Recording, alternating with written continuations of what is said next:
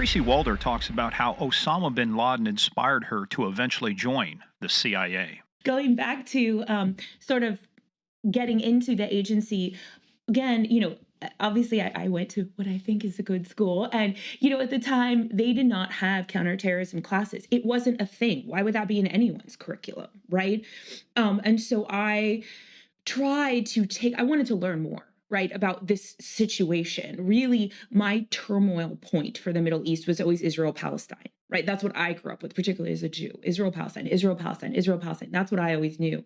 But obviously, this taught me that there was more. Bin Laden taught me that there was more. And so I started taking, introduction to Islam. I took courses in Islam. I took Middle Eastern history. I took international affairs. I tried to start adding those classes to my repertoire at USC, but there weren't classes available, and there really weren't. I know this sounds strange, but there really weren't jobs. Welcome to Game of Crimes.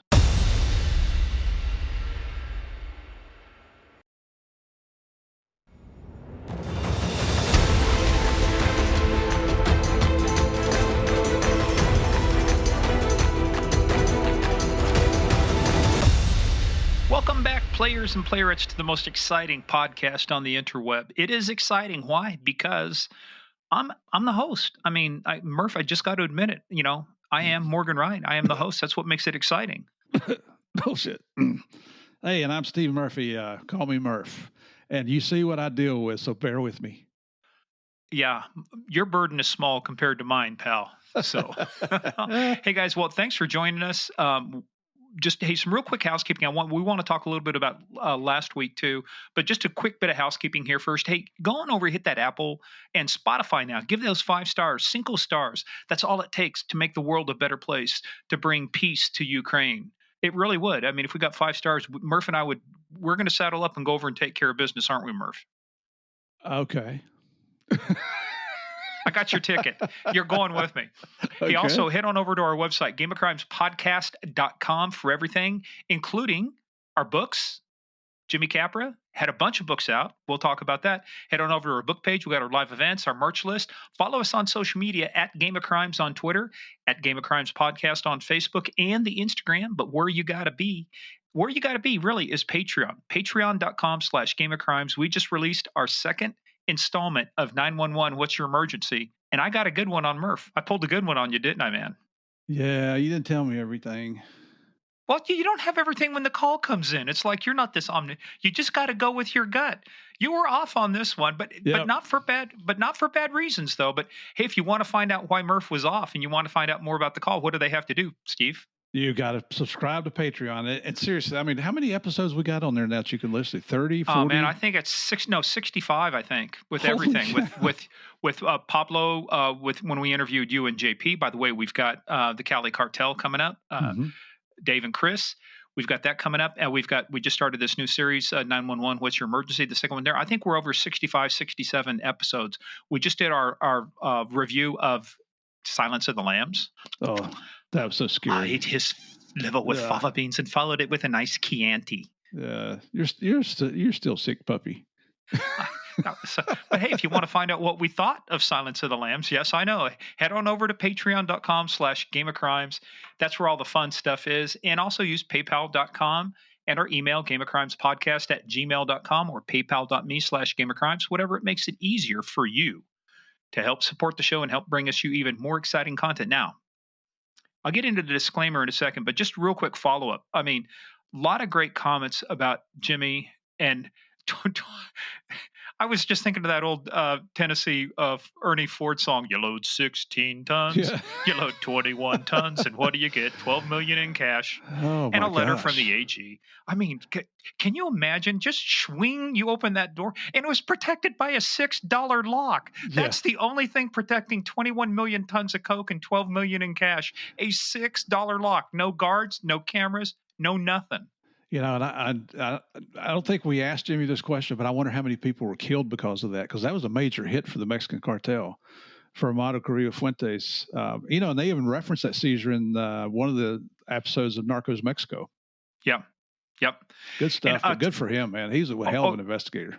Oh, man. And the thing was, it was so funny because when we kind of did the clip, he said he's talking to that LAPD deputy sergeant. He goes, Detective Sergeant goes, I got no idea what I'm doing.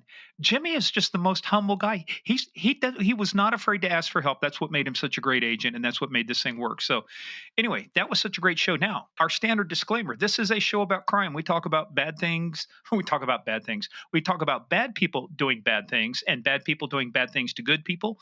We do take the story seriously, but as you can tell, we never take ourselves serious. We want this to be fun for us and for you. And if you want it to be fun, guess what's next, Steve? Guess what? Guess what it's time for? That might be Small Town Police Blotters. You are the longer you are in Florida, the slower you get. I'm a turtle now. I told you, man. There's a land of turtles down here. Hey, anyway, this first one comes to us via our Game of Crimes fan group. Now, there's our fan page, our main one that anybody can get into. Then there's our fan group. Hosted by our favorite mafia queen, Sandy Salvato. Woohoo! Woohoo! You got to get it. But this one comes from Logan Donut. I just renamed him. I said, I'm tired of trying to figure out how to pronounce your name, Dora. It's Logan Donut. So this one comes from Logan Donut. This one actually comes from the great Commonwealth of Virginia, Steve. So Tom Brady is referred to as what? The GOAT, right? The greatest of all time? Yep. He's got some competition now. Uh-oh. A Virginia Sheriff's Office can identify its GOAT, but Tom Brady need not think he's being challenged. The Martinsville Bulletin reports Henry County Sheriff's Captain Scott Barker said it was a goat who helped two deputies flush out a suspect they were chasing on February 13th. Baker said when a deputy investigating a domestic assault case told the suspect that he was under arrest, the suspect ran off. The suspect went through a fence line across a field. The goat followed the man into a wooded area and eventually flushed him out with the help of another deputy. How do you reward a goat? Oh my God! I've heard of canines. What do you call a goat now? Hey, this is my attack goat. This is my tracking goat. This is my guard goat. That's your K goat instead of K9. A K goat. K goat, KG. This is our KG, man. Good for the goat, man. The goat is the goat now. So that's fantastic. Fantastic. That's a first. I've never heard one like that. Yeah. Well, here's another one too. The headline says it all. Man accused of killing lawyer receives a new attorney. Well, first of all, no duh. Yeah. Yeah. Mm-hmm. Charged in the murder of his former attorney, Miguel Trujillo has been appointed yet another one from the Public Defender's Office. Judy Reed from the Public Defender's Department in Albuquerque had no comment, saying that she had just been given the case with no time to review it. Plus, she hasn't had time to arrange Kevlar and appropriate protection. I made the last part up. That's because she's in there chewing her boss's ass out. What do you mean giving me this case? He killed the last guy. But wait a minute. Man. Is that against the law to kill a defense attorney? Now, yeah, Steve, it's murder. Okay. It's murder. There's some good ones out there, but while he was walking to district court for a hearing, this guy attacked his previous attorney. Small town police blotter. I thought the headline says it, but this dude, he screwed himself, man. He is. You want to talk about ineffective, assistance of counsel? That's about to happen. He's out on bond for murder. No. He was out on bond for another charge. Oh, okay, gotcha. A previous case. But now he's charged with an open count of murder, 2 counts of extorting a witness or witnesses, 1 charge of tampering with evidence, and 1 charge of being a felon in possession of firearms. So, anyway, yeah. He might get a letter from the AG. Anyway, hey, this one comes to us. I believe it comes out of China, but I thought it was funny. That's your favorite country, isn't it? Yeah, they love me. Drunk man wakes up inside shipping container bound for Los Angeles. Steve, have you ever woken up from a crazy night of drinking inside a sealed shipping container that was just about to embark on a 2-week voyage to a foreign land? Then you and Jing Wu should swap hangover stories. The Eastern China resident somehow managed to mistake a giant container for his room at a local bed and breakfast and passed out inside. Waking up the following day, Wu realized his grave error, no shit, and began phoning everyone he knew for help. Unbeknownst to Wu, the container was exactly 1 hour from being placed on a cargo ship bound for Los Angeles, a 2-week trip. However, though, Steve, even after Wu managed to get in touch with the police and conveyed his predicament, he still faced a serious race against the clock as they were unable to identify the container he was in. What container are you in? What does it look like? It's dark. It has 4 walls. Now that is drunk. You mistake a cargo container for your home? when I was in That college, is pro level drunk. oh my God! When I was in college at West Virginia University, I did wake up under a car one time where I'd been a little bit too much to drink, but not a container. Oh my! Thank God the car hadn't started moving. So, well, what's the rest of the story? Did they find him? It doesn't say. It Well, he doesn't matter. I survived, don't so he care. must have. It's well, you must have to have the article written about him. Otherwise, it would have been his obituary. Holy cow! That's world-class drinking there. Yeah. Well, hey, let's finish this up now with another country that likes to drink a lot, which is the British, the English. So, Steve, what year was it? You got to figure this out. So, Okay. This comes to us from the Nottinghamshire Guardian in Nottingham, England. All right. So you have to guess. This is on May 30th. You have to guess what year was it. So, I just started typing in random words. Captain Henry Holden of Bramont, Chief Constable, is hereby appointed Chief Inspector of the local authority of the county. Now, the respective police superintendents, police inspector, and police sergeants for the time being of the said several petty seasonal divisions shall be and are hereby respectively appointed police cattle inspectors for the petty seasonal division, so that the police cattle inspectors do not interfere with the duties of a veterinary inspector in cases where under the act or orders a veterinary inspector is required to be employed. So, Steve, you said, I didn't understand like what most of what you said. I don't either. It's British, man. It's like the police inspector and police sergeants being of that said several petty sessional divisions shall be and are hereby respectively appointed police cattle inspectors for that time. So, Steve, you have to guess whether you understand the article or not. You still got to guess what year it is, man. So, was it May 30th, 1894, May 30th, 1904, or May 30th, 1884? 84, 94, or 04. That is so strange. I mean, what do? They go gather up the cattle if they get outside the fence? That's Freeze. All right, let's just go with 04. That was progressive. 1904. Wrong. 1884. Wow. You're back to your losing streak. Wow. That is. I've been given some crappy assignments, but not that is one of them. Hey, well, let's get into this now. This is going to be episode 39. We are closing in on episode 40, which that one's going to be a good one too. That'll be Bill Sarukis. We're going to talk about his time as a U.S. Marshal. Mm-hmm. But this one was a twofer. This one, we checked some boxes on that we've been wanting to check. This one, actually, I reached out to her because I saw a tweet. This was during the Colleyville incident, which we did a whole Patreon session about. And I saw some of her comments, and it reminded me of a tweet I had bookmarked of hers. And she had written a book. And so I thought, hey, let's bring this young lady on, see if she would do that. Her name is Tracy Walder. Tracy was a sorority girl, and she says so in her own book. She says, I was a sorority girl. I was in a sorority at USC, which I kind of dogged her about that because Notre Dame's been beating them for a long time. Yeah, I meant to tell her University of South Carolina, great job. University of Southern California. So anyway, so Tracy joined the CIA. And this is in the 90s, before 24 was cool, before fighting Al-Qaeda, was big and in the news all the time. And so she joined the CIA. She did a lot of stuff overseas. In fact, we've got two things. She's going to talk about some of her work with chemical weapons, how some of her information was used and misused in front of the UN. And then she went on to become an FBI agent. Mm-hmm. And then she worked a Chinese espionage case, and she wrote a great book, and it's called The Unexpected Spy, which when you see her, there is no doubt it's The Unexpected Spy. And it says, from the CIA to the FBI, my secret life taking down some of the world's most notorious terrorists. I'm sorry, the when you're trying to read and stuff, I got to go pick up my new eyeglasses. That's why I just finally got my new glasses came in. Yeah.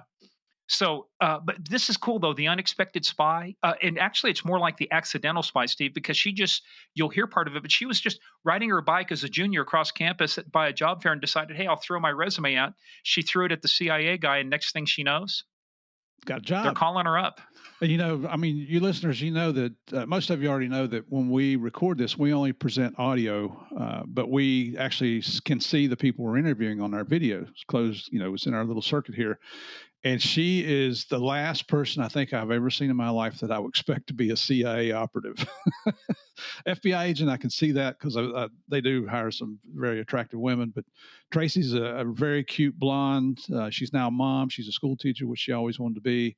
Her story truly was unbelievable. And I got to tell you, before I read her book and before we did the interview, I wasn't real sure about the interview. She turned out to be excellent. I think you guys are really, really going to enjoy listening to her story here. Yeah, this is going to be great. From a spy to the FBI, from the CIA to the FBI, it's the unexpected spy. So, Steve, I got to ask you, if we want to hear about Tracy Walder and the unexpected spy, we got to ask people, are you ready to play the biggest, baddest, most dangerous game of all there is, the game of crimes? This is pretty good, folks. So get in, sit down, shut up, and hold on. Let's hear from Tracy.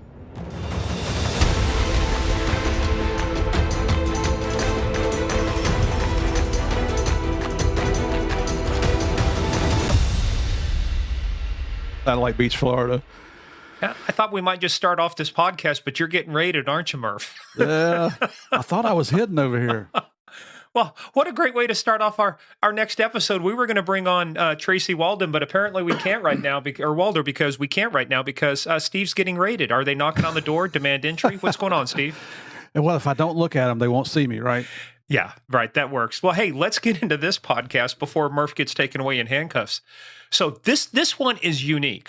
Now, we've interviewed everybody across the spectrum from good guys and good girls to bad guys, and we're working on some bad girls. But this is the first time we get a twofer, which is we get somebody who was in the CIA and we get somebody who was in the FBI, which crosses a couple of big check marks. We've been working to do that. And so, Tracy, you occupy a place in history in the podcast called Game of Crimes. Tracy, welcome.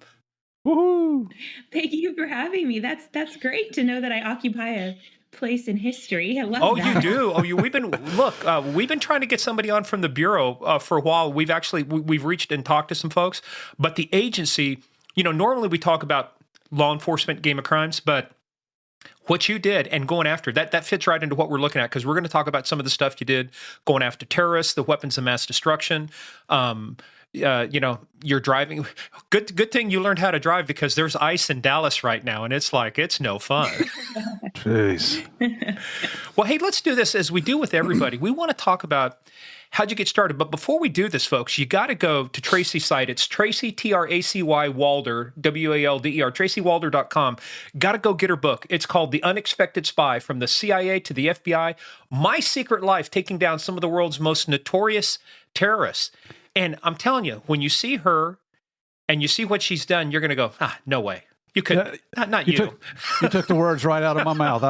No way. Our listeners know we do this on video, but we don't publish the video. And, you're looking at this beautiful young lady, blonde hair, just as cute as she could be. And you're thinking, she's not a spy. And a sorority girl to boot. I mean, it's right. From USC. By the way, when's the last time USC won against Notre Dame, Tracy? Oh, in football? Here we go. Sorry, Tracy. Sorry.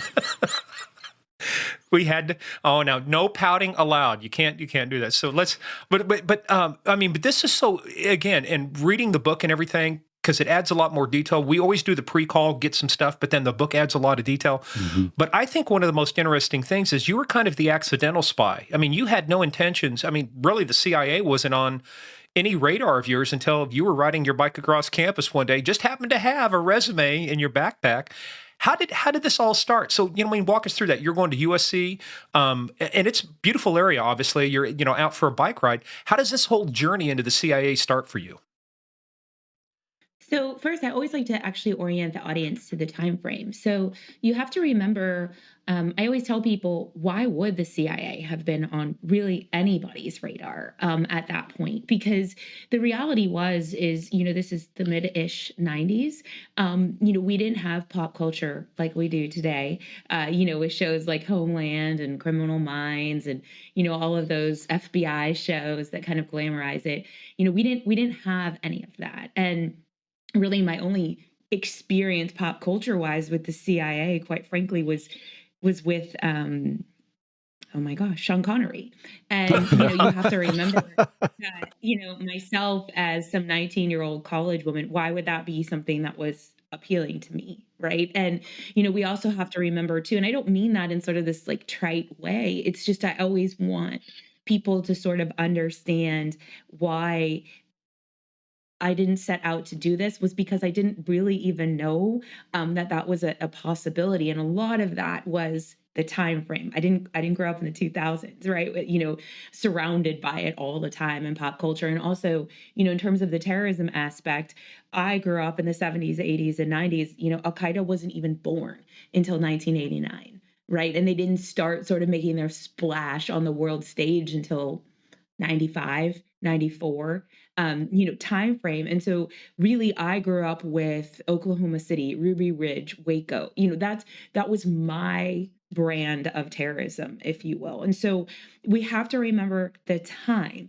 I wouldn't have been this person who started my life wanting to work international terrorism at the CIA, because the reality is the CIA didn't work Al Qaeda when I was born because it didn't exist. And so I always sort of like to orient people to that, in that it wouldn't have been this kind of career path for me. When I first became interested, excuse me, particularly in counterterrorism, really was a product of me growing up as a Jewish person in a neighborhood that wasn't predominantly Jewish. It is now, but it wasn't then. And I realized there was something different. We always have metal detectors and police officers, at my temple. And I think in the mid 80s, when you're what, like to six or something like that, you don't understand why. But I always knew that, my parents always presented that area of the world as dangerous, right? We couldn't go there. We couldn't travel there. It was dangerous. And I think I always wanted to know why we were a little different. But that didn't really hit home to me until 1997. And I was already in college. And I was watching Peter Arnett and Peter Bergen interview Osama bin Laden. I think it was for CNN. It was the first interview that bin Laden did with the West, I guess, Western news station. And it was in that interview he issued his fatwa against Americans. And then he also issued a declaration of war against Jews. And I think, when you're a self-centered 19-year-old, you think, wow, he's coming for me. Like that's me. I'm an American Jew. And so I wanted to learn more. If I can interrupt you just a second, can you explain for our listeners what a fatwa is? Oh, sure. I apologize. A fatwa is a declaration of war, a religious declaration of war. So the Quran talks a lot about jihad, and I think we think jihad is some terrorist attack, but it's actually not. It's about really a personal war within yourself. But obviously, Al Qaeda has taken that meaning and sort of perverted it. Yeah. Perverted it out. So yes, thank you for asking that question. Thank you. Hey, and Tracy too, I think something's interesting. A lot of people think of bin Laden and go, well, he came out with this fatwa, right? But people forget he used to be a friend of the United States during the Afghanistan war, part of the Mujahideen. We were actually supplying weapons and materials to the Mujahideen, including bin Laden. So he kind of had this from before you were born or before, you knew that was going on. He kind of had this transition from Afghanistan right up to this fatwa. And what a transformation, like you said. So when you saw that, it's like not only is it impactful, but then you look at the history of where this guy started. I mean, obviously a complete 180.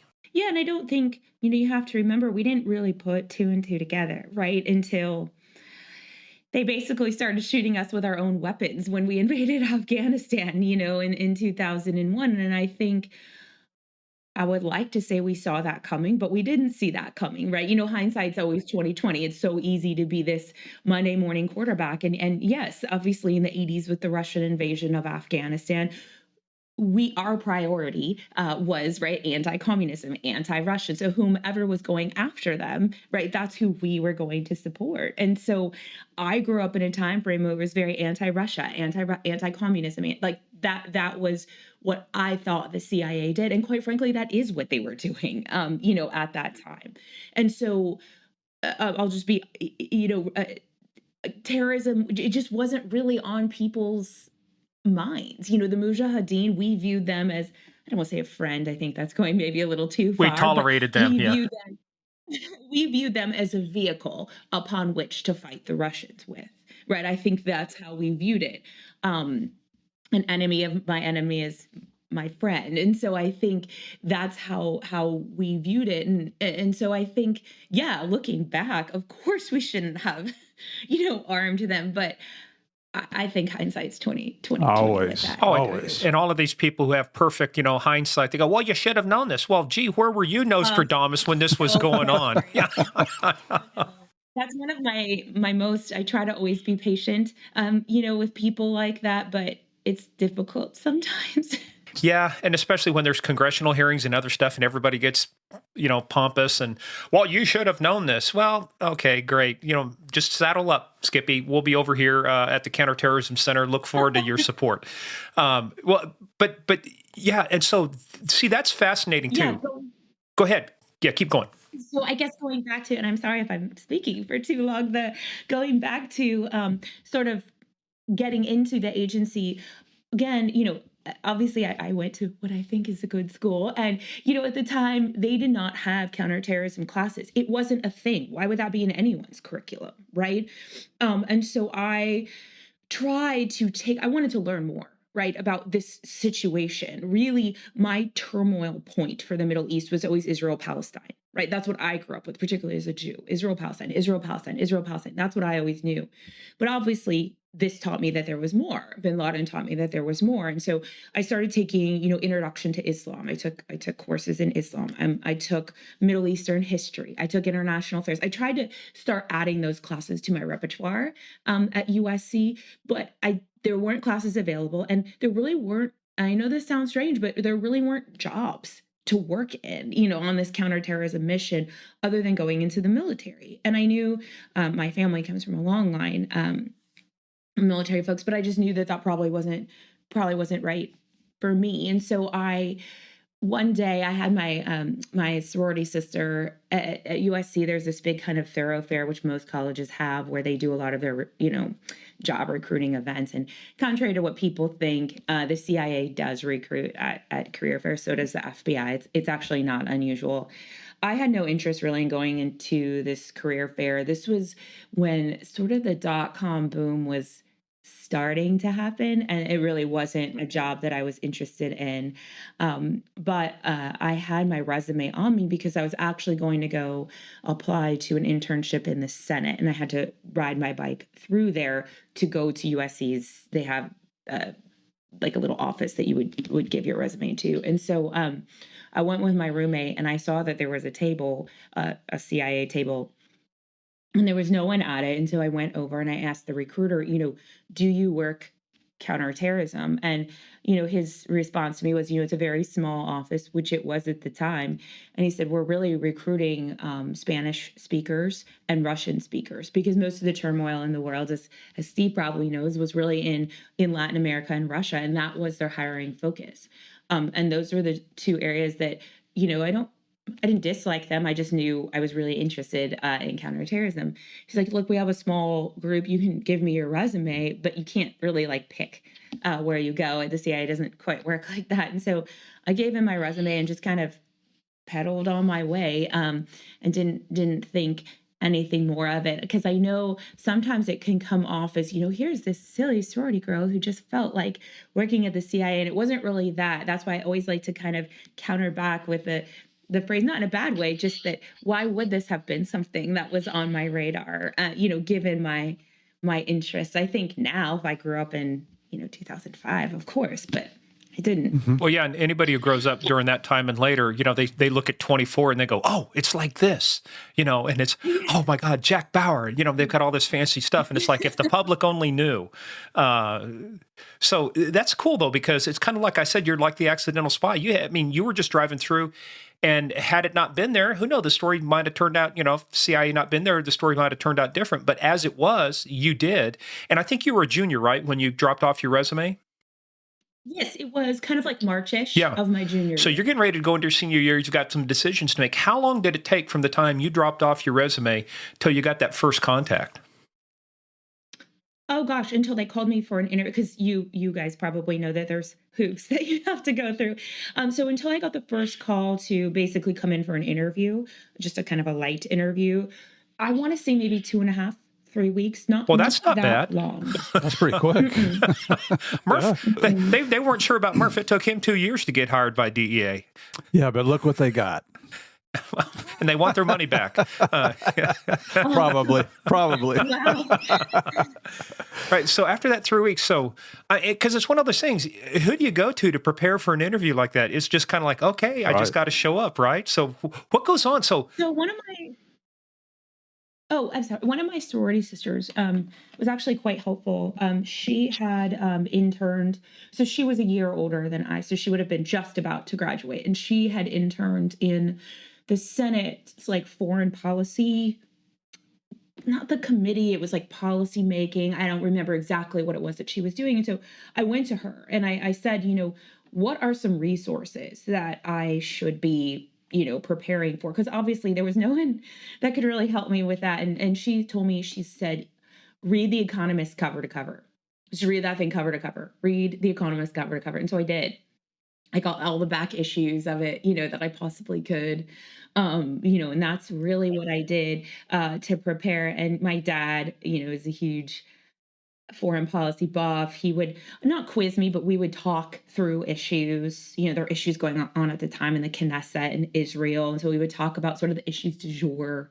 And that's what I did. That's really all I did to prepare for the interview. Wow. So what's that first interview like? What kind of things what are they looking for in that first interview? I don't know, right? I can't, that's the honest answer to that question. I can't tell you what they were looking for because I don't know what they were looking for. Obviously, I didn't at the time, I didn't have the critical languages that they were looking for, right? I don't speak Spanish, I don't speak Russian. It's hard to know. I don't know what they were looking for in that interview. I'm sorry. Was it encouraging at all? No. No. I mean, it was just very matter of fact, right? They ask you, you had to submit a writing sample. So I had done that. I'm trying to remember. I don't even remember exactly what they had asked me, but I don't remember it being like, oh, you're so great. You're so awesome. Like I don't remember leaving there thinking, oh, I definitely have this job. I just left there thinking like, okay, that was fine. I didn't bomb it. I didn't. And that was sort of how they kept themselves. So Yeah. I don't. Yeah, they don't want to tip their hand or wasn't. let you know if you're doing good or No. not. Yeah, it wasn't, they didn't tell me I didn't leave there thinking I just so bombed this or I didn't know anything. I knew the questions they were asking me, Mhm. but no one was like, yeah, when I was talking. So it wasn't, Yeah. Very cold interview. Clinical. Just, There you go. just the facts, ma'am. Just come in. But what's interesting too is in your book, you also talk about too, the paper you submitted was one that you kind of wrote an argument about why communism works for China. And I think they thought you were saying communism is a great thing, which would have been very antithetical to the agency, right? But you were just arguing a point about inside China, communism works for them, Yes. and here's the issue. Yeah, they actually liked my paper.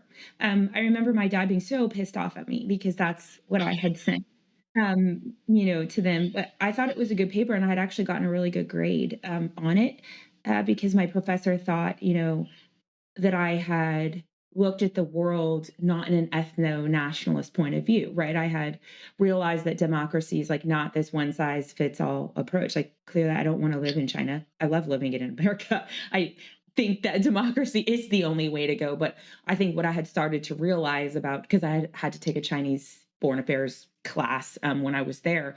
And that was the argument was, should China, be a democracy? And I think they got from my paper, and maybe that's something that helped me, right? That I was willing to look outside of my own box, right? And think about other countries and what works best. Well, and For which them. that'll serve you later too once you're in the agency, because you can't just have these blinders on. You got to take the blinders off and you got to look at it.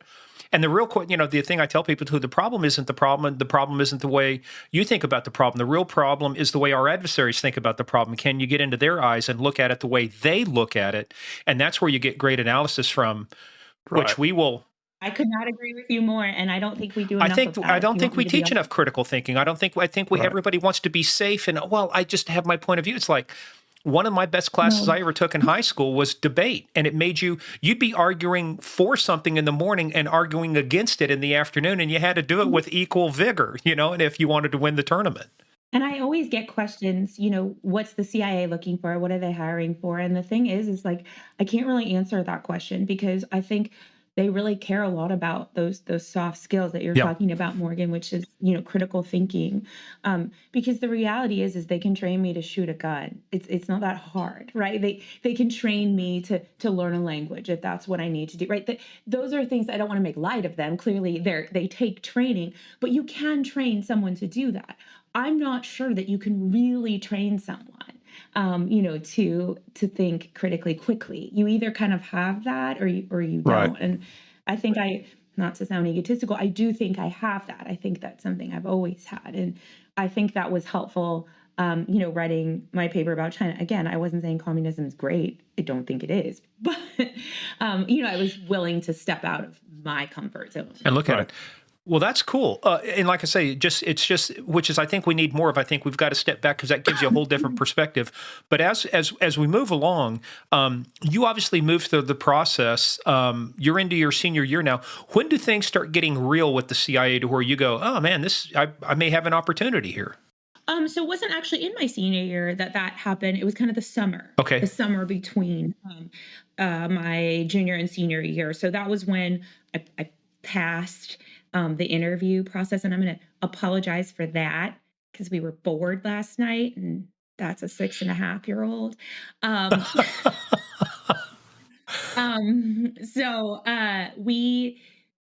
So I passed the interview in, I guess, March, April-ish.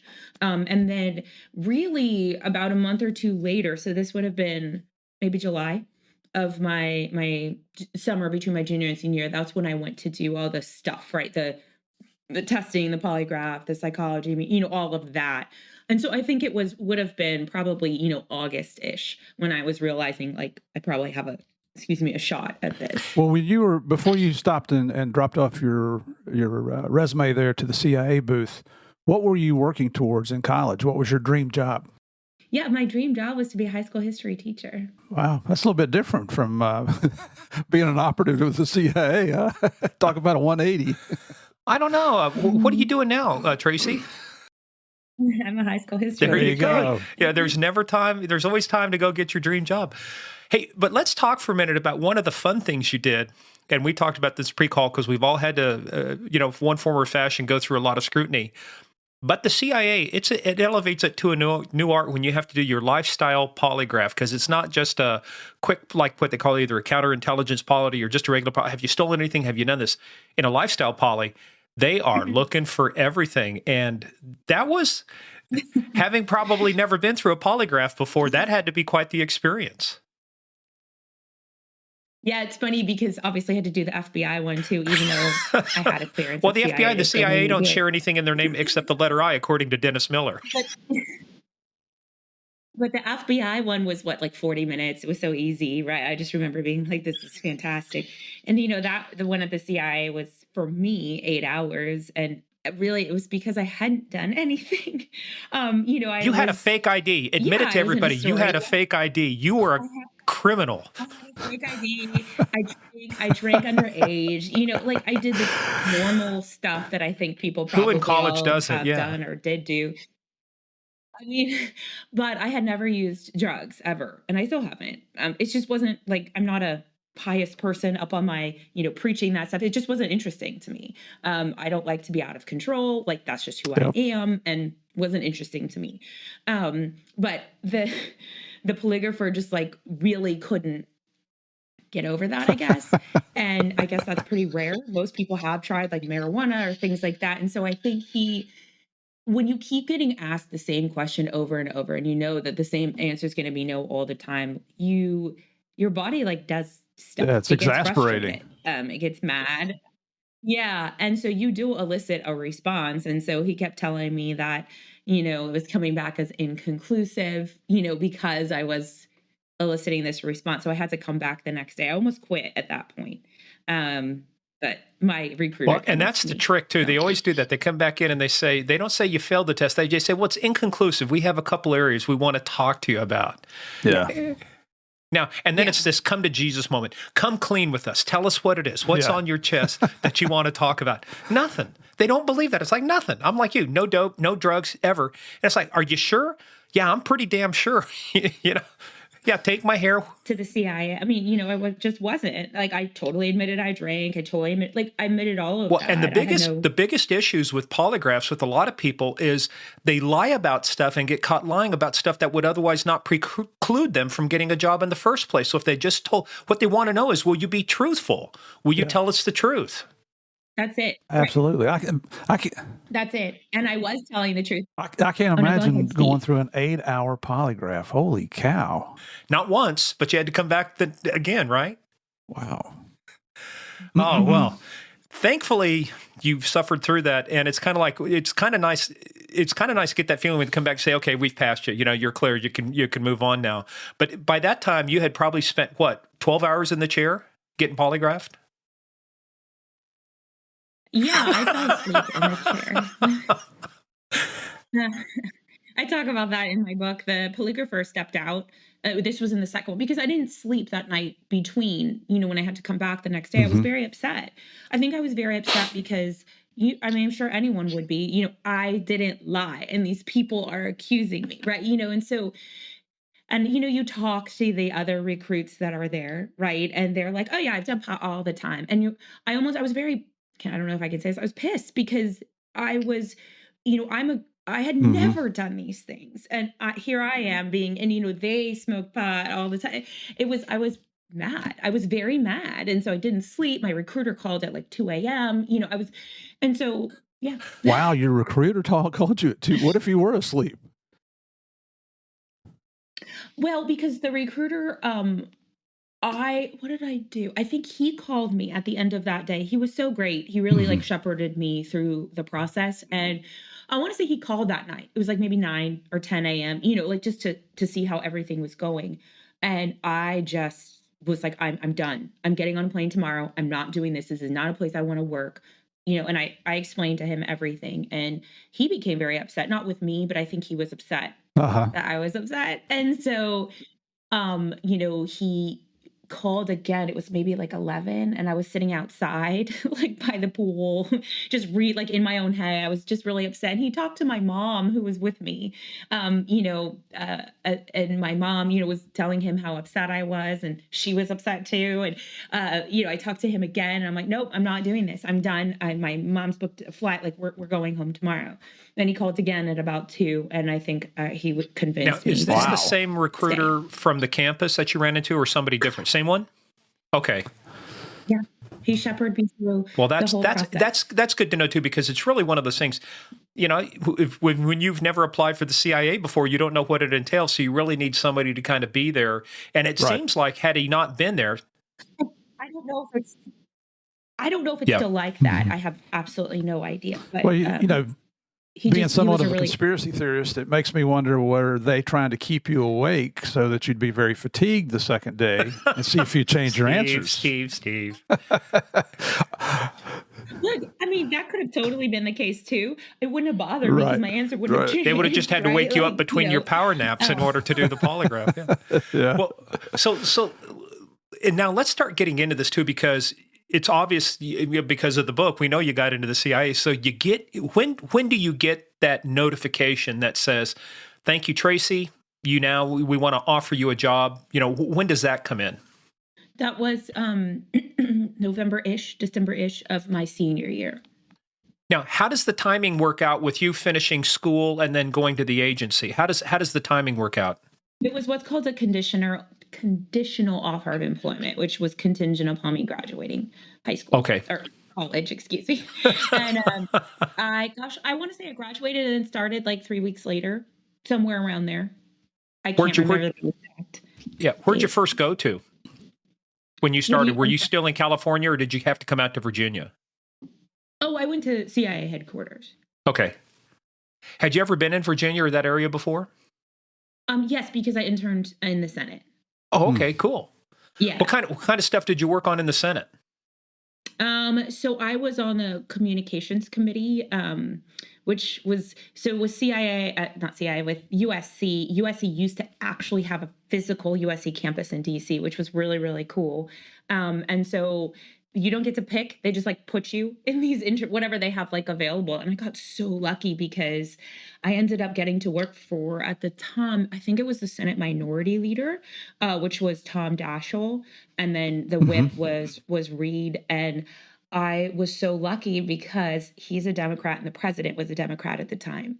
And so I got to go to the State of the Union. I got to go to all these like really cool things, right? That, normally it didn't matter my political persuasion. It was just cool to like be a part of it, right? I just got lucky in the internship that I was placed in.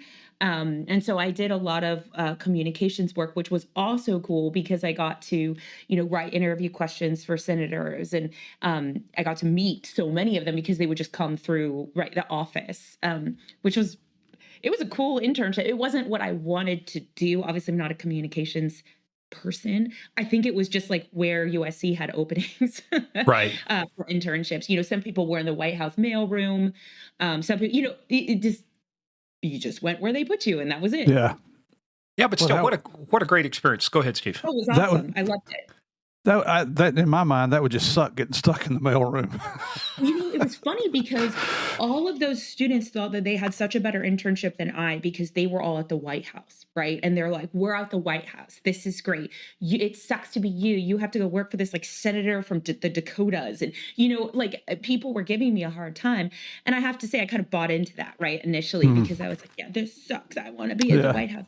But then I realized real quick, like, you guys are all in the mailroom. I get to go to the State of the Union.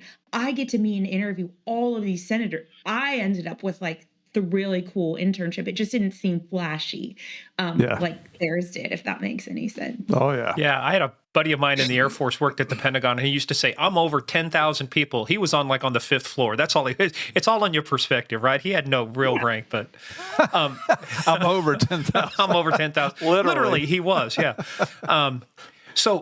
But the dates now are going to be very important for a lot of what you get involved with. So when do you, what year do you graduate school? I graduated in May of 2000. And then you come on board because what we're leading up to is, as you guys know too, September 11th, just a little over a year from then, things are going to change.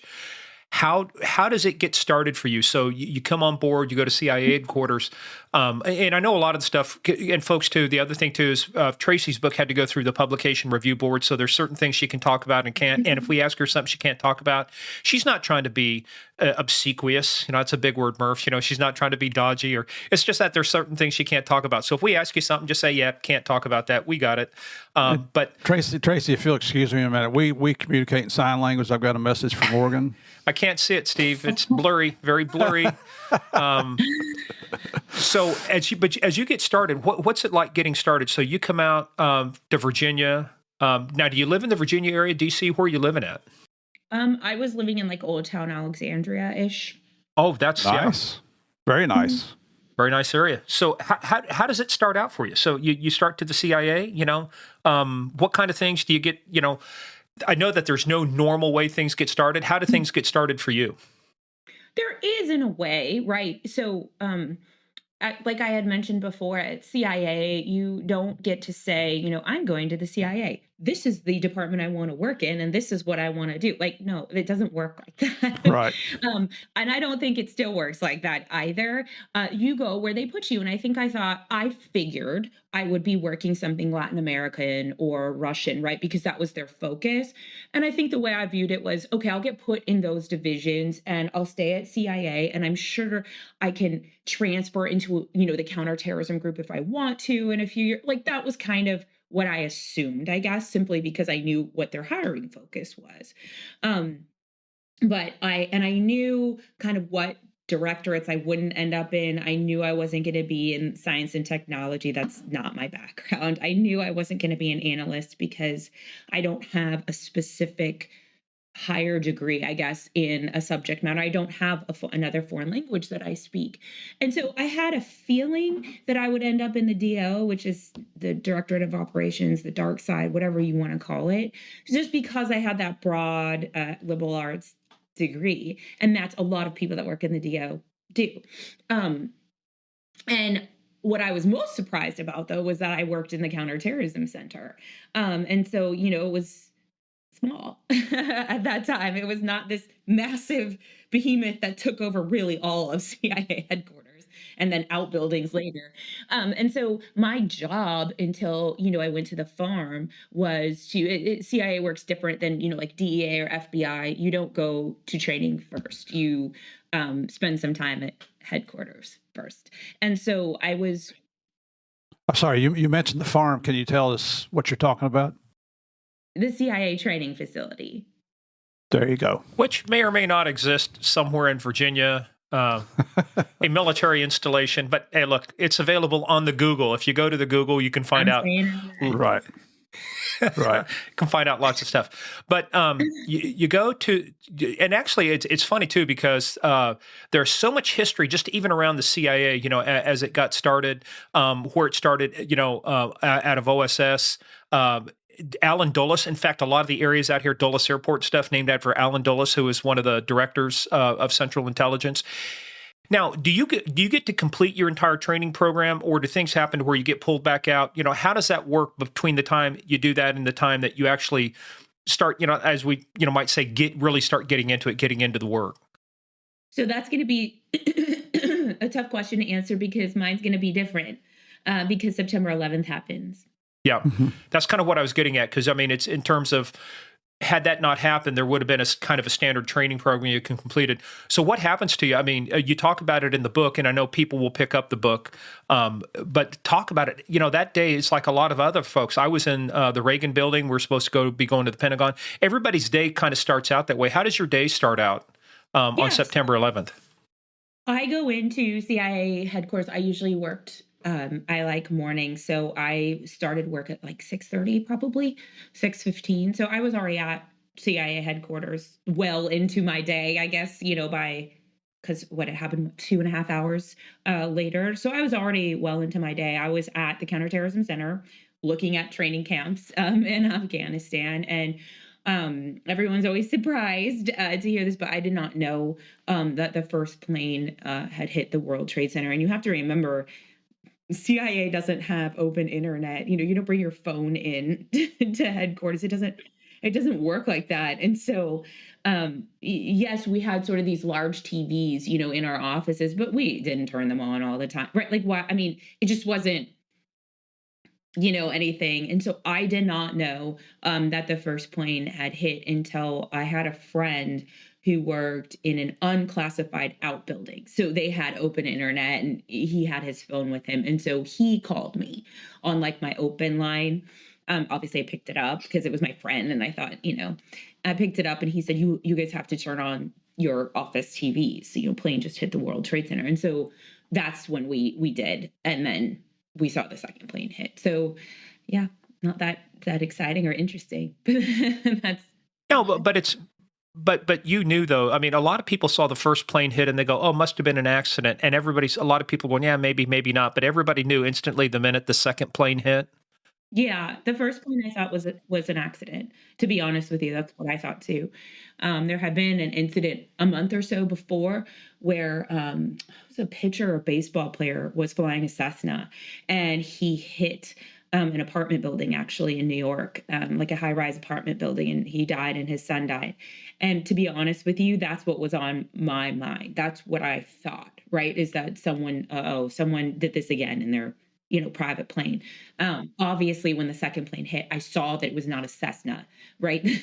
That was when I realized, okay. But again, I didn't have, and it's nice talking to you guys because you have an understanding of how it works. But a lot of times people just can't get over the fact that I wouldn't have known, that the first plane hit. But when you work in a skiff or a compartmented information, you don't have access to things that I think people think that you do. Yeah, and if you accidentally bring something into a skiff that's not supposed to be there, you generally don't get to leave with it. Yeah, that's taking classified material out, and that's a crime. And so we all took that really seriously. Like no one brought their stuff in ever.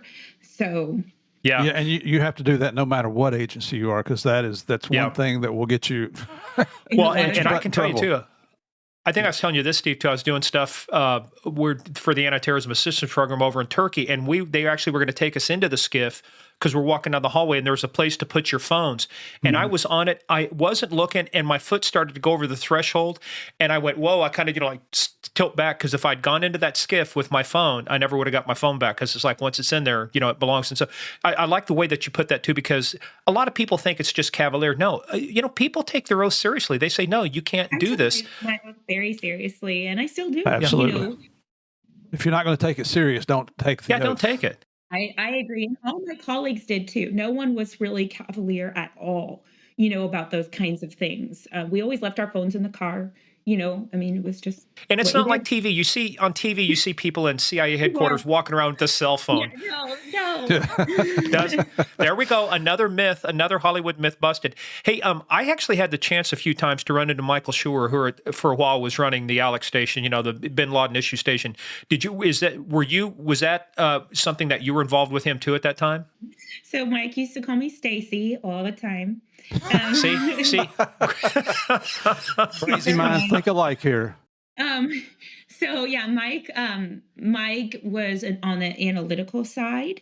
So Mike's an analyst, and then I was on the ops side. So he was in, our skiffs were together, and there was just a door that we would walk through. But yes, I worked with Mike a lot. Yeah. Hey, and I think that's a good thing too, to kind of let people know, and correct me if I'm wrong, the structure back in the day, you had, before the Director of National Intelligence, the DCI, like George Tenet, he was the top intelligence dog. He's the one, the presidential daily briefings, if there were questions, you'd have the DCI in, and you were kind of broken out right into what they called the DDO, Directorate of Operations, and then DDI, Intelligence, right? There were kind of the two big arms of CIA at that time. And the DS&T, which is science and technology. And actually, I had some buddies that worked in the disguise unit too. So we ended up down in Bogota, and they had just retired. Actually, they had just retired before 9/11 out of the agency. And then the agency, when they were plussing up, brought a lot of these folks back, in terms of the cadre. But so anyway, so you're working this stuff. How does, what kind of things, how does life change for you at that? Did you think your life changed at that point in terms of now what I'm doing and where I'm going is going to change? Or did you not know enough at that point? Or was there not enough information to know how things were going to unfold for you personally in terms of where you were going to be in the next 2 to 3 years? So I knew that right away that my life would change, because about a week before September 11th, myself and then 2 other guys in my office were briefed into a program. And we were told, that we wouldn't be participating in that program until probably the late spring of 2002, but they wanted, us to get up on it and and all of that. And I knew right away when September 11th happened that we were going to be working on that program, instantaneously, and we did. And I'll bet your work hours really changed too, didn't they? Sure did. So. Yeah. Those are the kind of things where the U.S. taxpayers are truly getting value for the money they spend on your salaries. No, there were people sleeping in the office. We had an episode, 2 of my buddies were detective constables with New Scotland Yard, the counterterrorism command over there, and we talked about the 7705 train bombings. People slept at their desks. They slept underneath their desks. They slept at the office, while they're working stuff. Thoughts and things like that are CIA. The op tempo was pretty high at that point. So, but there's a lot of things around that. So what do you start doing now? In other words, there's so much stuff. So just start taking us on a journey now. Like this, 9/11 happens. You're in the office at some point, but then at some point you start getting out of the office, as they say. So you go from being, at headquarters to now doing things around the globe. So start walking us through that path, how you get there. Well, so I started working that program, which is in my book, the chapter is called The Vault. It's frustrating because I'm not allowed to name the program. But I was the first person to work on it, which is kind of weird now that I think about it. I'm trying to sort of talk around what it was, but it was really the tip of the spear in terms of the work that the CIA was doing, and trying to catch bin Laden, helping with the invasion of Afghanistan, really tiny room, president in there all the time, tenant in there all the time. And so I did that for 4 months or so. That was a lot. When I think about what I was doing, that was a lot. Hey, talk about that for a second, though, because it's really neat in the book. there are these, I mean, the major, obviously the major power players, anybody who's anybody in government from the president on down is coming there. Are they coming there because of the unique kinds of information you're working with, or is it more just like moral support, or is there a reason for them to be in the room, like you say, the small room with you? There definitely weren't there for moral support. No one's there for moral support. No one cares how you feel, I guess. I think that except well, you said George Tenet would bring donuts and coffee to you. I mean, Tenet would, but he was also our direct but like I think he had a duty to care about how we felt. Right. I think like members of the administration, they weren't bad. They were all really great. It's just that I don't think they were there to check on like how I was feeling, like emotionally. I think they were there because it was a new toy. And like I said, it was sort of this like tip of the spear. It was brand new, which I know now, we're so used to hearing about this program. It's not so cool, but at the time it was super novel, and they weren't there to tell us what to do. I think they were just there to see what we were doing. I think that was the big thing. How was it meeting the president during this time? Because obviously there's a lot of things, on his mind. You've got the response to the attacks, obviously Iraq, which is what we're going to talk about.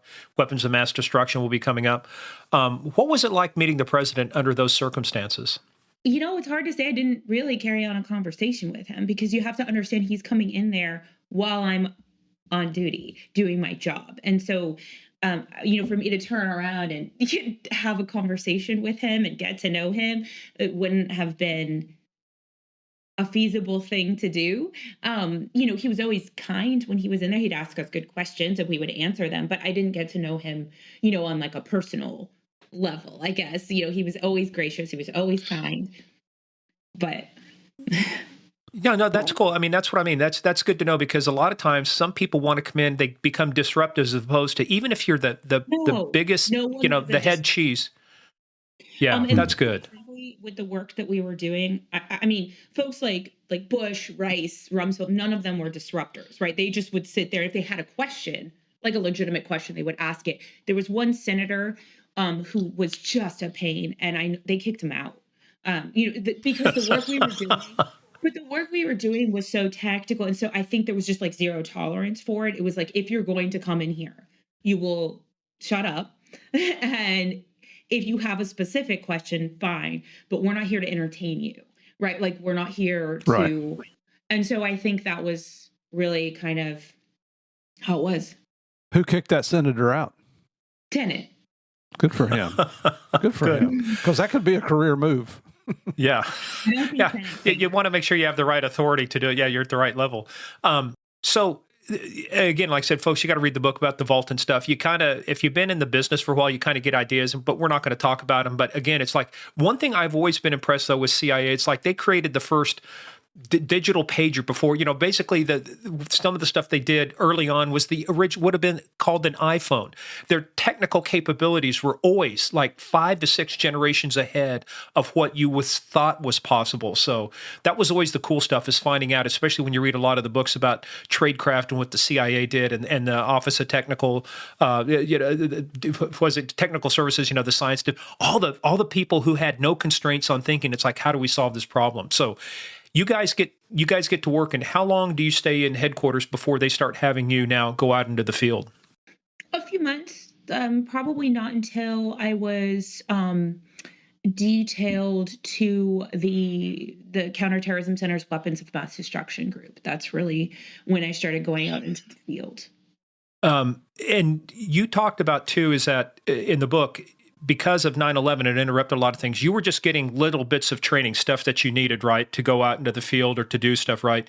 By the time you went out into the field, where were you along that progression of getting all the training you need? Did you ever get a chance to finally complete all of it, or was it just kind of in? Yeah, I was done by that point. Oh, okay. You're getting ready. You're asking the same question. Yeah.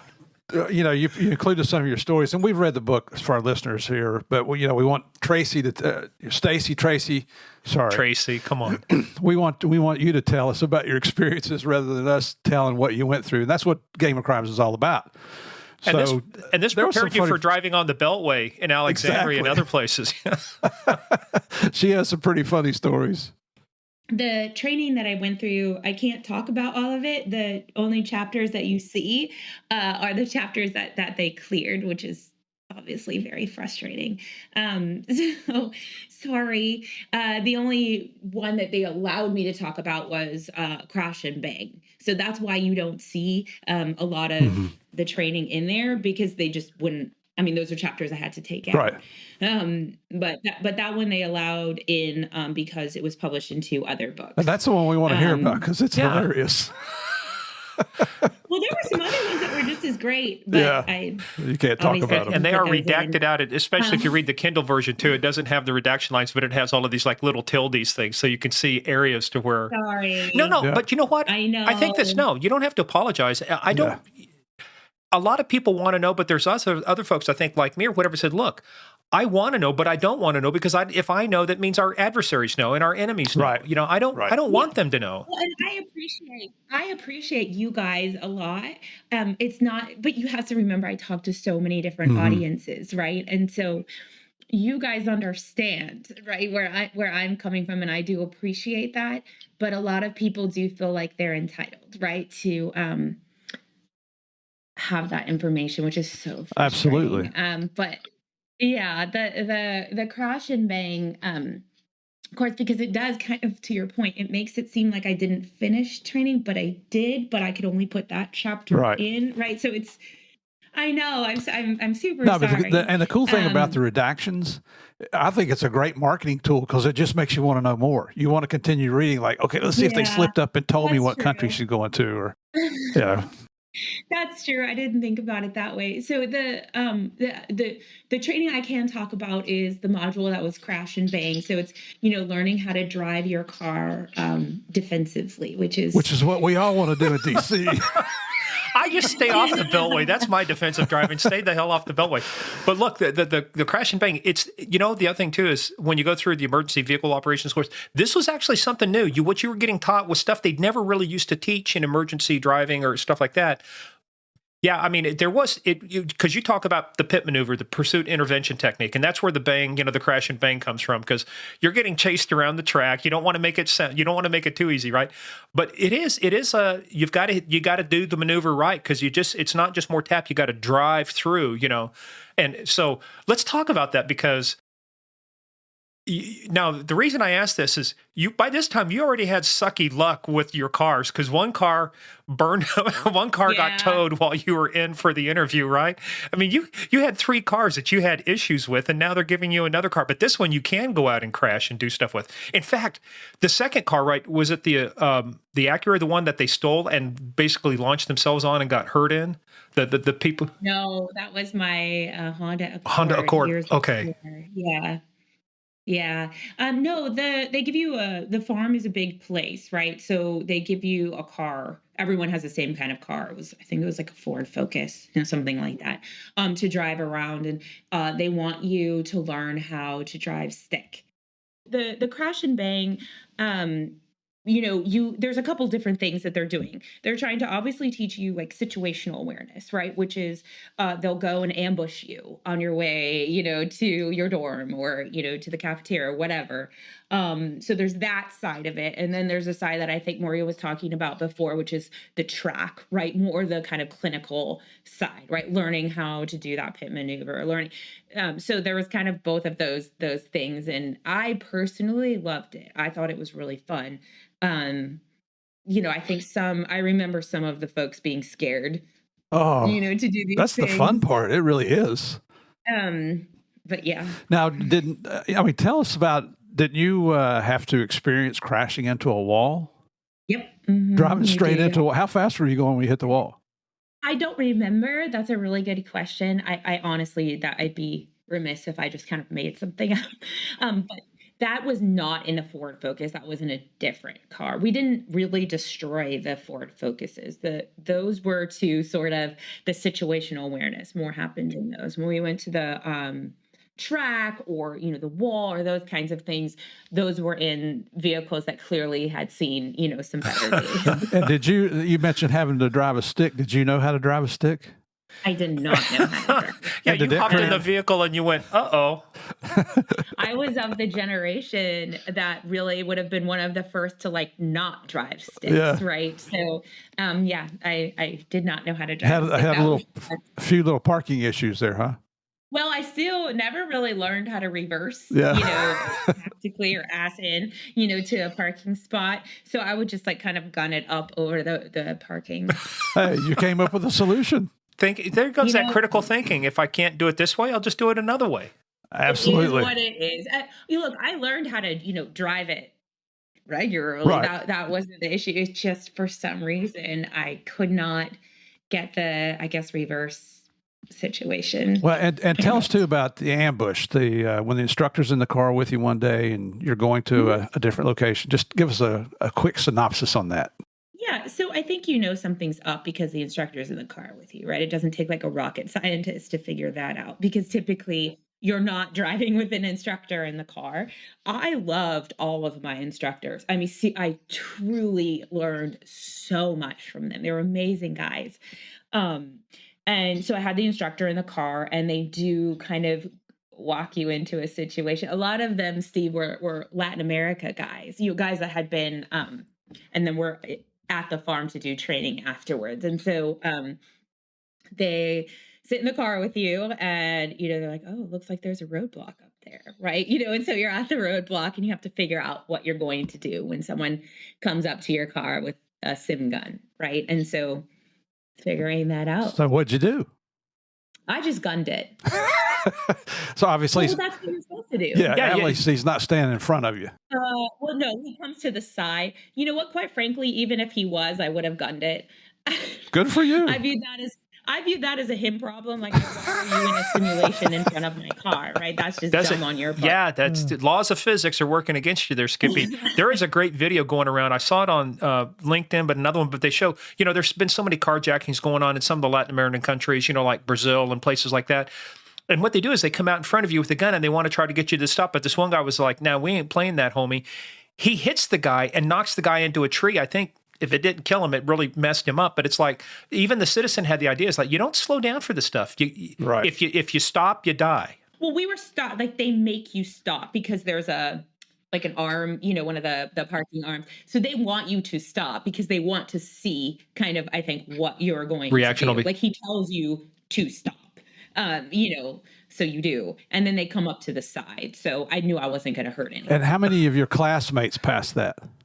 Not too many. Yeah.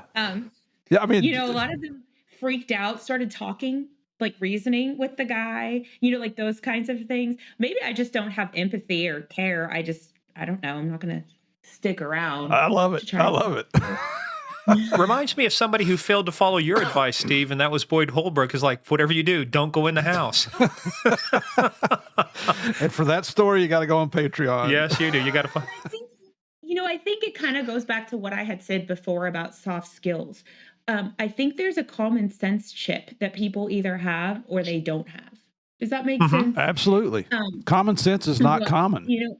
I think we think that the CIA is looking for, can you shoot a gun? Can you major in this language? Can you take, like, we're so clinical about these things. And like, that's not what they're looking for. Oh, it's critical thinking. That's what it all comes down to. Mm-hmm. Right. Well, back to our regularly scheduled spy novel. Mm-hmm. I'm loving this topic. This is again, but this is cool because we have talked about a lot of things, but again, you're making history again, Tracy, because we have never talked about anybody from the intelligence community on this podcast. So, Really? No, a lot of our stuff is law enforcement related. Now, people who worked inside of, tangentially or worked with it, or they were part of it, like, DEA, ATF, some of the other folks. But to get somebody who was brought into an intelligence agency like the CIA, that we're breaking ground here. This is what we do at Game of Crimes. We break ground. I just assumed that you had folks from. No, you're leading the way. You are leading the charge for others to follow. We will blaze a trail. There you go. We preach you can be a leader. Some unofficial motto there. So we preach to everybody. You can be a leader or a follower. You're being the leader. That's right. So, so like you say, it takes you a few months to get out into the field. How does Now, originally it started off with poisons, though, right? But you went into chemicals, which ended up in WMD, or was that the same thing? No. So it is the same thing, and we have to separate out the two. I did not do Iraq WMD. That wasn't a thing. I did Al Qaeda WMD, and so Al Qaeda is not looking to procure nukes and things like that. That's not their jam. They don't have the ability to manufacture it. They don't have the ability to launch it. They don't, right? So, that's not, when I joined that group, it was 2002. We weren't, Iraq WMD at that time.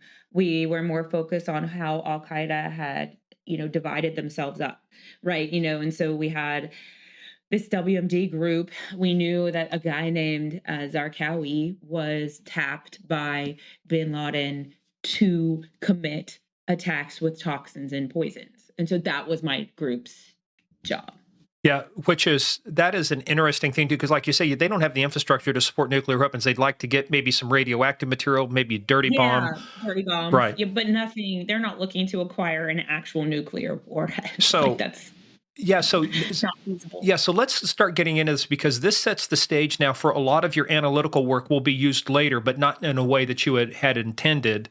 But let's talk about your progression now, because in the pre-call and when you read the book too, you are not in one place for very long. I mean, you are going all over the place. I mean, so we have to remember, that time was crazy, right? And you're not going to be in one place for 2 years, like typical tours are. Terrorism is multinational, right? And so we were everywhere in the Middle East, Africa, Europe, war zones, Afghanistan, you name it. But that was our job, was to try to track down members of this poison network that we had identified, to track them down, find human assets that could help them find them. And that was my job. And so that's what took me to so many different countries, was trying to get that information.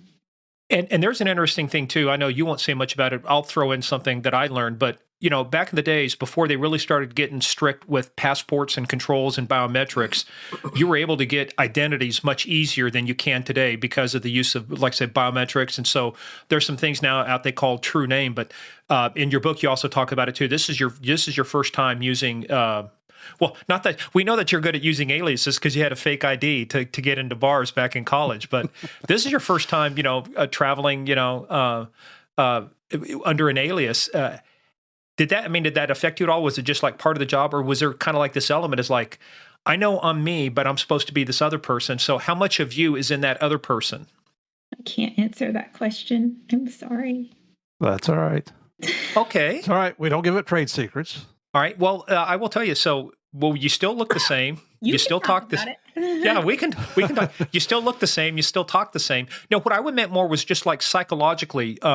Did you have to be somebody different? Can you answer that one, or did you have to? Were you still pretty much? For example, I'll give you an example. With a lot of the guys that we talked to that worked undercover, and this is different. This is law enforcement. They'll use their first name, because the last thing you want to do is have somebody say, "Hey, Bobby," and your name is Steve, and you don't, you're not looking when somebody yells that name. So a lot of them use their same first name. Did you have to, were you the same person basically, just different alias, or did you have to think psychologically, mentally, did you have to think different? Trying to figure. I know, we can tell. We can see you on the video. We can tell you're very uncomfortable with this. Talk at all about cover stuff. I'm so sorry. No, that's don't apologize. I just kind of like to Steve's point. I really respect where I used to work, and I would never want to. Yep. You're living up to your oath, and that's to me, that's something to be very proud of. And you mentioned it, Morgan, too, about now that biometrics are in place for people who are. I would imagine it does make it harder. Oh. I probably can say that, but yes, I would imagine it makes it harder. Yeah, it's as simple as scars, marks, and tattoos, not to mention the irises and the facial recognition and everything. Well, the thing they're talking about now is called true name. It's like you're getting to the point now to where you because you have now to your point, to Tracy, what you didn't have back in the 90s when you were getting into this, there was no social media, there were no profiles, there was no real history. You could invent something, whereas now They look at Instagram, they look at Facebook, they look at LinkedIn. Do you have a history on there? So the challenges now are using true name, and it's not just our challenge. It's the challenge for Russia. It's the challenge for China. It's the challenge for anybody else that's operating in this space. So, but like anything else, they will figure out a way. The CIA has always been good about figuring out a way and getting through this. So anyway, we digress back to our regularly scheduled podcast. So, how was it? This is obviously not the same kind of subject matter you studied in college. How was it learning about this stuff between what you thought you knew and what you were being exposed to? Yeah, I think I thought that I'll just be blunt, and if I offend people, I'm very sorry, but at least I'll admit sort of where I was wrong. I think I thought that everyone in the Middle East was violent and that Islam was violent because I had all of these preconceived notions.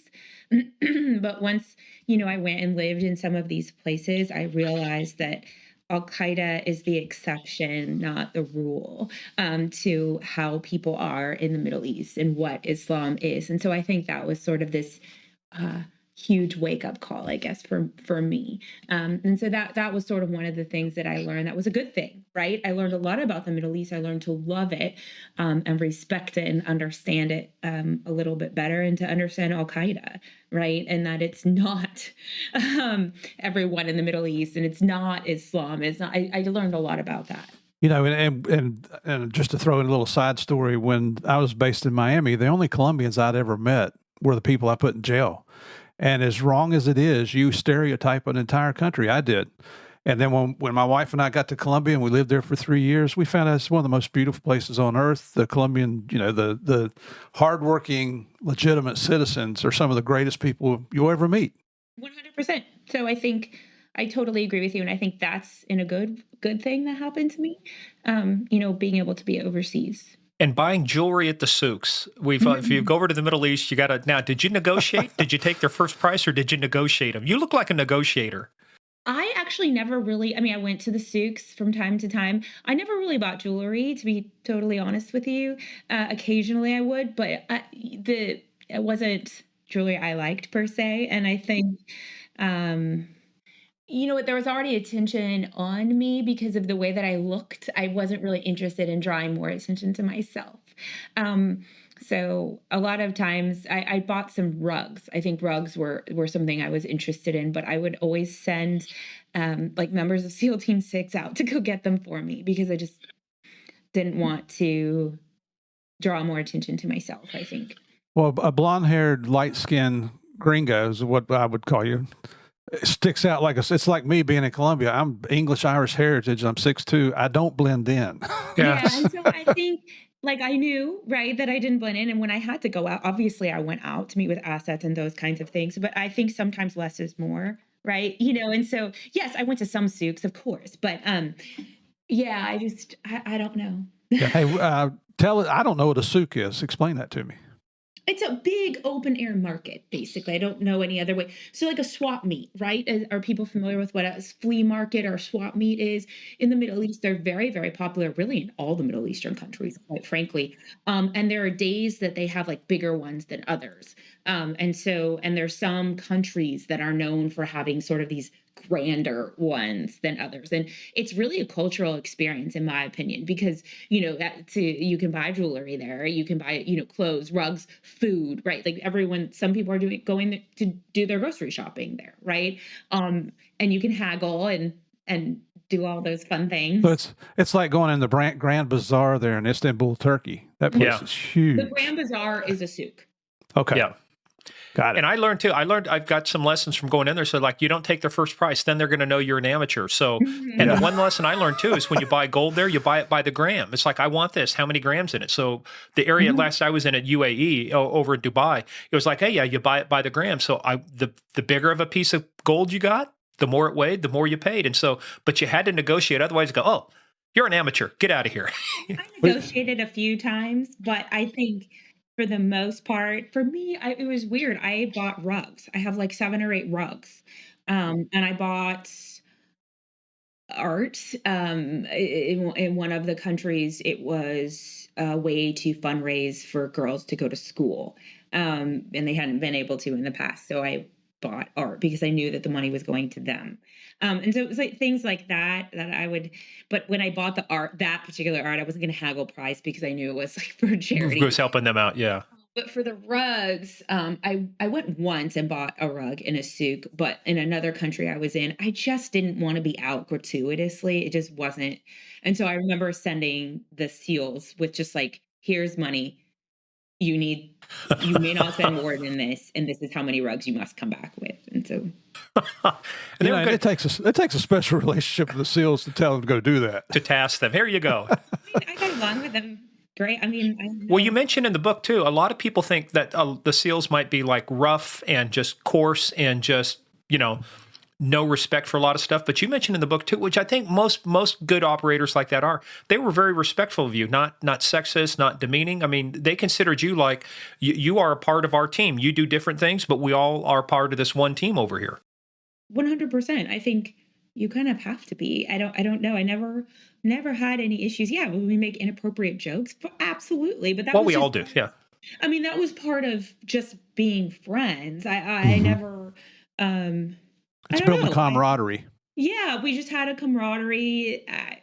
I got along with them. I mean, they sometimes were protective of me to a point where I would get up, I'd get pissed and be like, excuse me, like I went through this, like that kind of stuff. Like, you shouldn't get in a cab alone in this country. We'll go with you. I'm like, go away. Like those kinds of things. But other than that, I But never. that's the paternalistic too of anybody who's 100%. got kids or father. They want to. Part of it too is, I think people are like, oh my God, that's so sexist. Like, no, it's not. Part of it is just that how we are programmed, right? Male versus female. And so I never viewed it as like sex. I didn't think that they were trying to be. I think that that's just how they are programmed, right? Is Right. that Yeah. like they're males. Like They don't want anybody to go out alone. You always need to have a partner, a wingman, yeah. And backup. so I just, yeah. The buddy Well, system. The buddy system. It's The fine. buddy. Yeah. I never had any issues ever. Well, that's the thing we love about doing this stuff, because what you've just done with several things is like you take what people might think, but now you start saying, but no, this is the way it really was. This is the way facts are on the ground, and we're getting a lot of this. You're moving through now, so now, like you say, the WMDs. You're looking at Al Qaeda. You are bouncing around. I mean, different countries all the time. How long does this go on for you? I mean, you're doing this for Years. a couple years. Years, yeah. Obviously, I'm sure now things are super different, right? And people do like typical tours, right, of a year, 2 years, depending. Now, but back then, you have to understand, like, they didn't want people being gone for 2 years in one country when terrorism wasn't static, right? Like, there's just so much stuff. So, yeah. Did you ever have an incident where you thought your cover had been blown? No. That's good. That's good backstopping too, because that's good tradecraft, and they've covered the bases. But you are doing this stuff. At what point does this information start setting the stage now for the tables that we talked about that ended up being used by Colin Powell, right, in the presentation to the UN? How does that come about? What are you tasked with doing? What are you collecting? What are you working on that starts forming the basis for this happening? So sure, as I mentioned before, our job was to try to identify people that bin Laden had sort of tapped to commit terrorist attacks, with WMDs, but again, not nukes. We're talking about ricin, botulinum, those kinds of things. And so even though I know that this seems something an analyst would do, we were not analysts, but you have to remember, we have to keep our targets straight. There's a lot of people that we're looking for, and a crude way to do that is to just make a chart, right? Like, it's just something we do, and we hang it in our office, and it's a guy named Zarqawi was at the top of our chart. And one of the things that bin Laden did was he farmed out, work and areas of operation to people. That's what he did. Al Qaeda sort of operates like a franchise, right? And Zarqawi, who was the guy who earlier on, this was like in 1998-ish, he had kind of tapped as being like, you're my poisons dude. You have the experience. I want you to build networks to do this. And so that he was obviously at the top of our chart for very clear reasons. And then, under him, we had different people that we had identified as being maybe the head of procuring poisons in Latin America or the head, right? Like we had identified what this network looks like, because you can't then go after these people if you don't know who you're going after and why you're going after them. And so we had their names and phone numbers and locations. And we always had that up in our office. So when you'd come back, sometimes there'd be people we'd add. Sometimes there's people you X out because we killed them, right? Like, so, it was just helpful information. And a member of the administration came down to our skiff, which is not unusual. Again, it's a weird time, guys. Like, important people all the time, and saw that chart. And there had been this discussion. Again, I did not work in the Iraq group. This is at the time they're starting to set up this Iraq group, but we were not a part of that. We were CTCWMD. And there was discussion and questions about, is this guy Zarqawi, is he friends with Saddam Hussein? Is he hanging out in Iraq? And we were like, no, he doesn't. Like, he and Saddam Hussein are two very different people. Like, no. And they saw our chart. They asked us for the chart. We didn't think anything of it. You just give it to them. Like, right. It's not and they asked us, has Zarqawi been in Iraq? And we're like, no, other than to like transit a flight, right? He had like a layover there. And then we think maybe during that layover, he got like a UTI and had to go to a hospital and get, like treatment for it. And then, but there was nothing that to us is very mundane, right? Like no, he's not like hanging out with Saddam Hussein and chatting about, like they're not, no, he clearly was transiting Iraq, clearly developed some kind of an affection, went to a doctor, got medicine, and then carried on his merry way to wherever he was going. It was like 3 days. I'm sorry. Yes, it was maybe 3 days that he was there, which is not anything that is at least weird to me. And so, we're like, no, of course not. He didn't hang out in Iraq. We didn't think anything of it, but about a week later, a few days later, was when Colin Powell made his, sort of infamous speech now on the floor of the UN, justifying, the war in Iraq. And the title of the chart that we had was the Al-Qaeda Poison Network. That was the title of our chart. The chart's title was changed to Al-Qaeda Connections to Iraq. And he used that chart to garner support to go into Iraq. And he talks about it in his book. I think Tenet talks about it too. I don't know if I read that. I know I didn't read Powell's book. I think I read part of Tenet's book, but I may have forgotten. So how did he address that? How did George Tenet address it in his book about the chart? I thought it was misused. That was, he backs up basically what I say, right? That this is not like how, this is not what the use of the chart was for. This is not, that's basically what he's saying.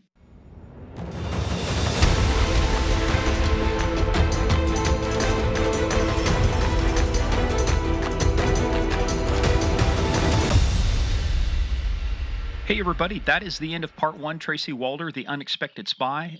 Part 2 is coming out. You got to hear the part of how a trained CIA operative handles a 6-year-old girl.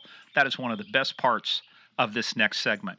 In the meantime, go check us out at gameofcrimespodcast.com at our webpage, at Game of Crimes on Twitter, at Game of Crimes Podcast on Facebook and the Instagram, and also check us out on Patreon, patreon.com/Game of Crimes. Stay with us. Part 2, Tracy Walder, The Unexpected Spy, coming up next.